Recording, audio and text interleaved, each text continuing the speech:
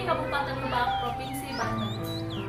Di kesempatan ini saya akan melakukan sesi wawancara dengan Kepala Sekolah SDN 1 Cigigang yang berada di Kecamatan Gunung Kencana, Kabupaten Lebak. Beliau adalah merupakan pimpinan atau kepala sekolah tempat saya mengajar ya. Assalamualaikum Ibu, selamat pagi. Selamat pagi. Sebelumnya saya ucapkan terima kasih ya Bu ya atas kesempatan yang diberikan untuk bisa secara langsung mewawancarai Ibu dalam tugas guru penggerak, yaitu tugas demonstrasi podcast keluarga Bu ya. Baik Ibu, apa kabarnya Bu? Alhamdulillah sehat luar biasa. Alhamdulillah sehat ya Bu ya. Apakah Ibu sudah siap dengan pertanyaan-pertanyaan yang akan saya ajukan atau saya berikan Bu? Ya, siap. Baik, langsung saja ya Bu ya. Jadi pertanyaan pertama nih Bu, selama ini Ibu kan sebagai kepala sekolah nih dalam satuan pendidikan ya. Jadi dalam mengidentifikasi kasus-kasus nih yang merupakan dilema etika atau bujukan moral ini, bagaimana cara Ibu mengidentifikasi hal-hal tersebut? Baik, terima kasih Bunda Ibu. Jadi untuk mengenali atau mengidentifikasi kasus-kasus yang berupa dilema etika maupun bujukan moral, yang pertama dilakukan yaitu Ibu mengamati terlebih dahulu konflik tersebut. Kemudian Ibu juga mempertimbangkan ketidakpastian di dalam pengambilan keputusan. Juga Ibu melihat dampak positif dari kedua konflik tersebut. Setelah itu baru Ibu mengambil keputusan, dan tentunya keputusan yang diambil oleh Ibu itu harus sesuai dengan nilai-nilai etika dan aturan yang ada di Satuan Pendidikan SDN 1 Cigigang. Baik Ibu, pertanyaan selanjutnya nih ya, bagaimana Ibu menjalankan pengambilan keputusan di sekolah Ibu, terutama untuk kasus-kasus dilema atau dua kepentingan yang memang sama-sama benar ya Bu ya, atau sama-sama mengandung nilai-nilai kebajikan seperti itu ya Bu ya. Baik, jika ada permasalahan seperti itu, Ibu lebih cenderung berdiskusi, berkolaborasi dengan rekan-rekan yang berada di Satuan Pendidikan SDN 1 Cigigang, sehingga di dalam pengambilan keputusan nanti tidak ada miskomunikasi. Kemudian keputusan Ibu sebagai kepala satuan pendidikan yang diambil itu benar-benar keputusan yang membawa dampak positif kepada peserta didik Ibu yang ada di Satuan Pendidikan SDN 1 Cigigang. Baik, jadi berkolaborasi gitu ya. Jadi langkah-langkahnya itu atau prosedur-prosedurnya itu seperti itu.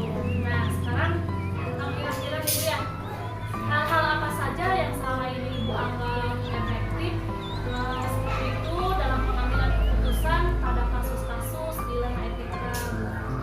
Jika ada permasalahan seperti itu, yang perlu Ibu lakukan yaitu yang pertama, Ibu mengumpulkan informasi sebanyak-banyaknya, kemudian Ibu menganalisis permasalahan. Setelah itu Ibu berdiskusi bersama di satuan pendidikan, yaitu melalui PMO dan di dalam komunitas belajar atau kombel yang ada di satuan pendidikan yang Ibu pimpin untuk menentukan keputusan mana yang harus Ibu ambil, dan tentunya tadi berfokus pada nilai-nilai etika dan berdampak positif pada peserta didik. Oke, baik. Nah, pertanyaan selanjutnya Ibu, hal-hal apa saja yang selama ini merupakan tantangan ya bagi Ibu, tantangan dalam mengambil keputusan pada kasus-kasus yang telah terjadi? Yang Ibu anggap kuat dalam menentukan keputusan di satuan pendidikan yang Ibu pimpin, yang pertama yaitu komunikasi dan diskusi. Jadi dengan adanya komunikasi dan diskusi, maka pengambilan keputusan itu akan lebih mudah ditentukan, lebih efektif dalam menentukan keputusan di Satuan Pendidikan SDN 1 Cigigang. Selanjutnya, hal-hal apa saja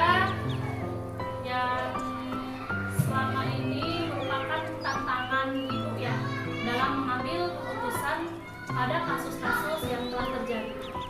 Tantangan Ibu sebagai Kepala Satuan Pendidikan yang biasa dialami ketika menentukan keputusan, yakni jika permasalahan yang Ibu hadapi itu keputusan yang benar lawan benar. Kedua-duanya benar. Itu sebenarnya tantangan buat Ibu, di mana Ibu harus memilah dan memilih permasalahan yang keduanya benar tadi. Jadi yang seperti itu sangat berat. Baik. Selanjutnya nih Bu, apakah Ibu memiliki jadwal tertentu dalam sebuah penyelesaian kasus dilema etika ini Bu ya? Dan apakah Ibu langsung menyelesaikannya secara langsung di tempat atau memiliki sebuah jadwal tersendiri Ibu menyelesaikannya? Baik juga itu, tidak ada jadwal atau jadwal yang sudah ditetapkan ya.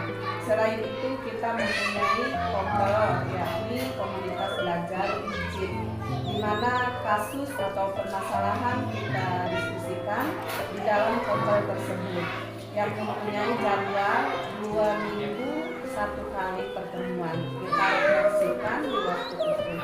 Oke, berarti tidak terjadwal ya untuk kasus-kasus yang memang dianggap spontan, tetapi bisa dibahas di kompel untuk merefleksikannya.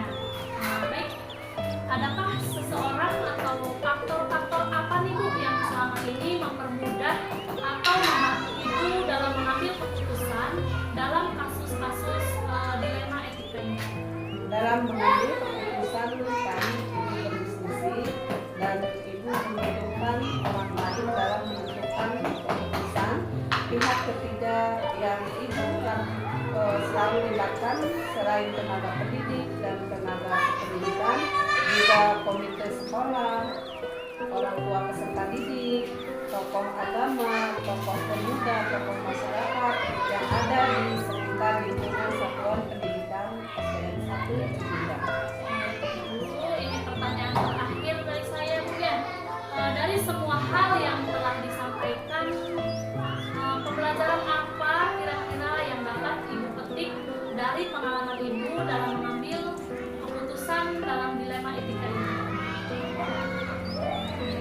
Banyak sekali pembelajaran yang Ibu petik dan Ibu dapatkan sebagai Ibu yang baru dan baru, khususnya yang dapat Ibu ambil di sini.